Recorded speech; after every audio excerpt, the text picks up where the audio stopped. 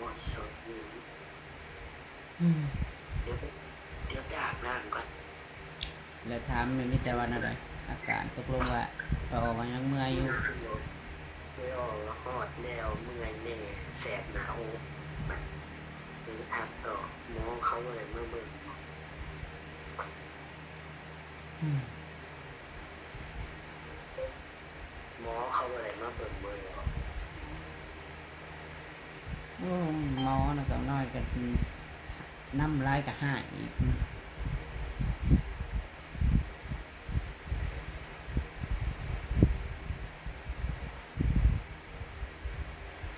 ช่วงเศร้านะทอนถูกจุ่มถูกหยาแล้วก็นั่นแล้วเฮ้ยถ้ามาเสื้อไข่ก็มันเบิดเลย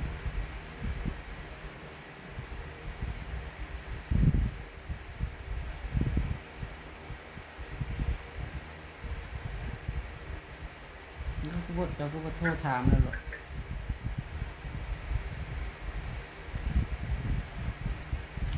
อาบน้ำก็จะอาบเพิ่มลายลานให้ก็นอนคนเดียวเปล่าอาบเปล่าเลย จีล่างนาจีซื้อยางตื่น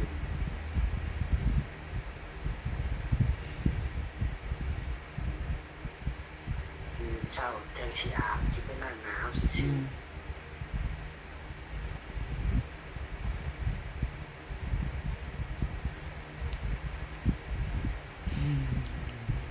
นอนแล้วขนาดนี้พี่น้องเอ้ยนอนฟังอาการอยู่เดี๋ยวนี้พี่น้องโทรหานางตั้งชั่วโมง2 ชั่วโมงนี่ยากกับเมื่อยอีกแล้ว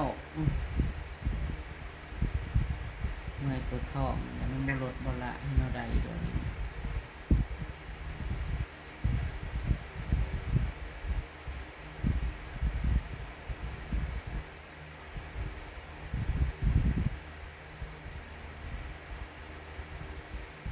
กับพ่อคือสำคัญเนาะกูได้เป็นกัน น้อยกระซ้ำพี่เขากันยังวะเห็นบ่ยานี้พังพังลาจากกูได้เป็นนั่นแหละเขาว่าโอนั้นกับพ่อไข่ยุ่ง เหล้าเนี่ยมันแบบคล้ายๆคือแบบมันมีแต่แหน่นเจียนกินยังก็ลงมันไปลงไปกับมันบ่หลับมันยันมันติดทรงติดเสือไปนะ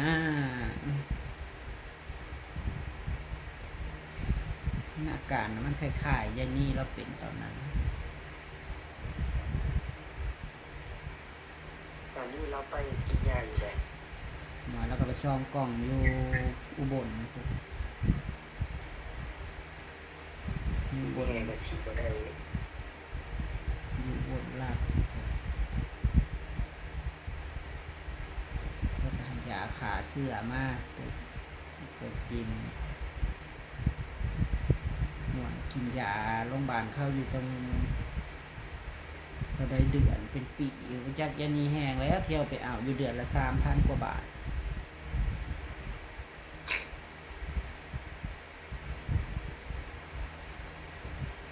เที่ยวกินอยู่หันกินแล้วก็สมมติว่าขั้นขาดยาเข้าแล้วก็มันก็เป็นมันแน่นโลดนะว่ากระเพาะมันจะติดเสื้อนะเป็น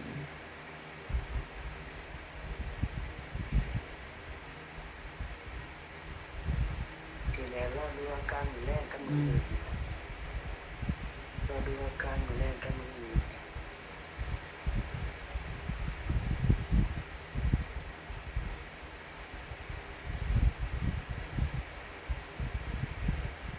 ไปเข้าไปหาล้างหน้าแล้วก็น้อยล้างตื่นเจ็บเป็นแล้วมีโทษถามเลยท่านนอนโอ้ยโอ้ยความเจ็บความเป็นนี่มีเข่าไปแล้วกันเข่าไปออกไป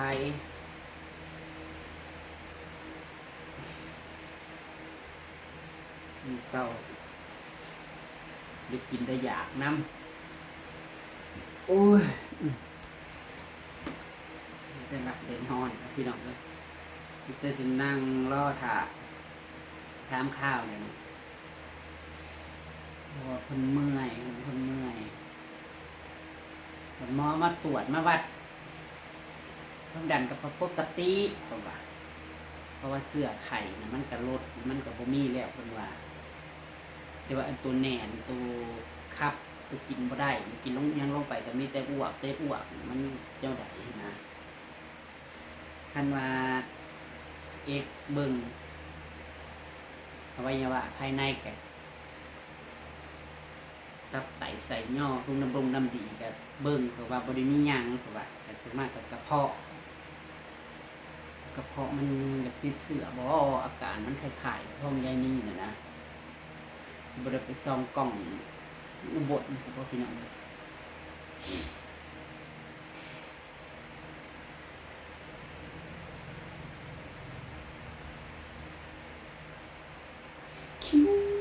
คิวเลยพี่น้องเลยคันแนวมันสิ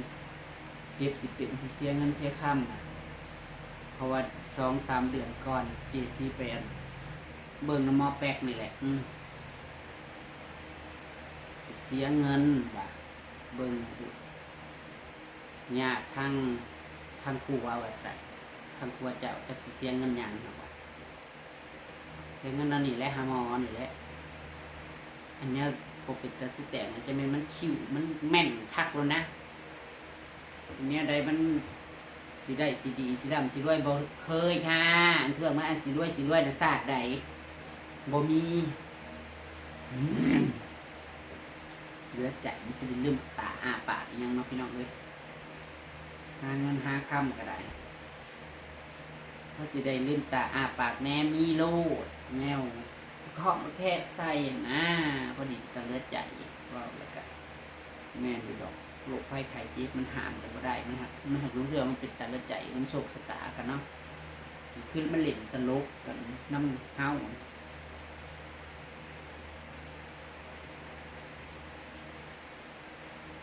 มันก็ลูกมันบ่เคยแบบเราบ่เห็นเคยให้เราเป็นนั่นนี่เป็นเมื่อยเป็นหม่ายเลยพักกันหายอยู่ซะนั่นนี่แหละลูกชายเพิ่นสติแล้วว่าสติและยังดอกก็เช้ากับบวกกับถนนหนทางมื้อนี้พี่น้องเอ้ยรถก็ไปหาเขาเจ้าก็บ่แม่นเขาเจ้าดอกน้องแล้วเองนั่นล่ะหักจักจักสิว่าน้ำพระเจ้าบ่ฮู้น้ำพระเจ้ายังแนวใดต้องจ้างนะนี่นะรถน้องกับของนั่นนี่ก็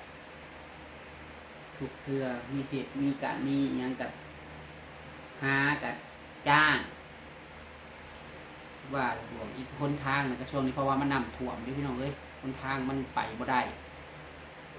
บ้านเพิ่นเพราะว่าฝนมันก็ตกพายุเข้ามาจักน้ำเขื่อนน้ำยังอีกโอ้ยประกอบกับใส่กันเบิดเพราะว่าแม่น้องวินมักห้ำน่ะมันบ่อยู่น้ำแม่เด้ลิโอก็ต้องได้เอาร้านเลี้ยงร้านอยู่เพื่อนอีกคือตอนนี้ก็คือเก่ามันบ่ติดมันบ่อยู่น้ำเด็กผู้อื่นกันนอกจากอีแม่แล้วก็มีลิโอที่ร้านอยู่น้ำได้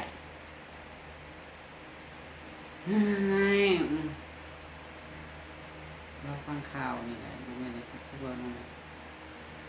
ถามป้าอ้อยก่อนเป็นหน้าใดในป้าอ้อ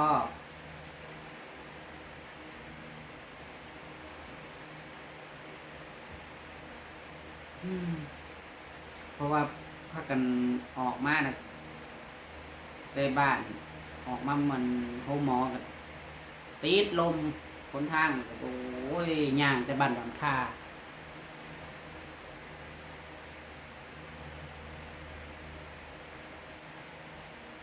แห้งก็ยังบอกอ่านต่อต่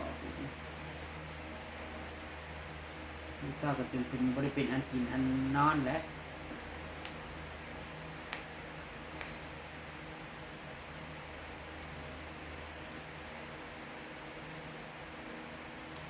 บอกต่อ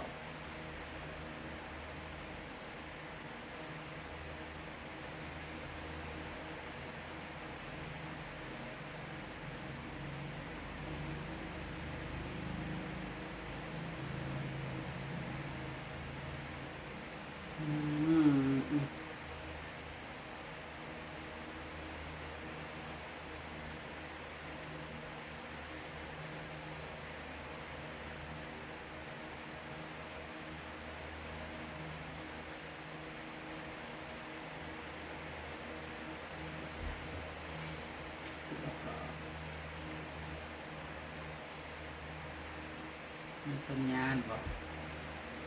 เว้ากันแล้วคันยังบ่ดีขึ้นแล้วก็สิพากันลงปักเซว่าซั่นไปโรงพยาบาลปักเซอีกโอ้ยไปง่ายมาง่ายเด้เนาะพี่น้องเอ้ยข้ามไปฟังไทยโลดมีรถมีรางอีหยังพร้อมนะ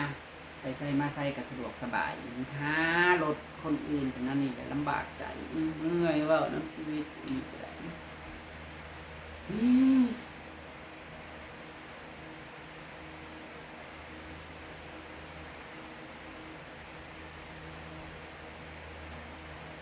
มันนี่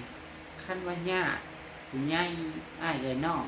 ทั้งแม่ขอยแม่ย่าน่ะก็มันบ่มีพอเพิ่งค่าใช้ได้นะพี่น้องเอ้ยมีแต่ลูกแต่เต้า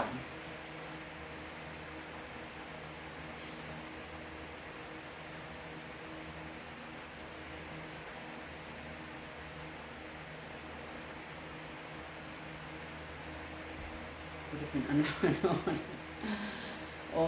ยยังได้ก็ให้สวงให้เศร้าเด้อแม่เด้อสู้ๆได้ได้กินหยงกินยาให้ถึงเลยท้องเทิงก็ให้โยกให้ยังเลยกินข้าวกินน้ำก็มีเหือมีแห้งแล้วว่า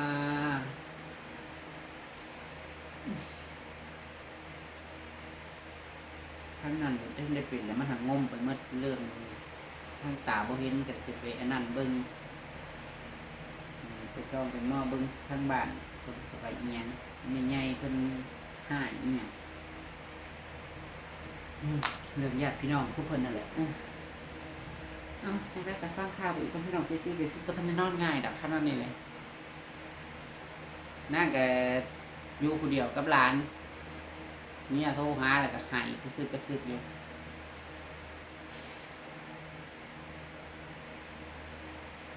ซี่นี่ก็ฟังเบิ่งนี่นะคันสิลงน่ะก็โอ้ยสิเข้าได้บ่ดิ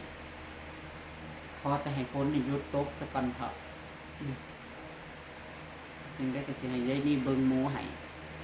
จังสิลงก็ได้ยากลำบากอะดีนี่แหละ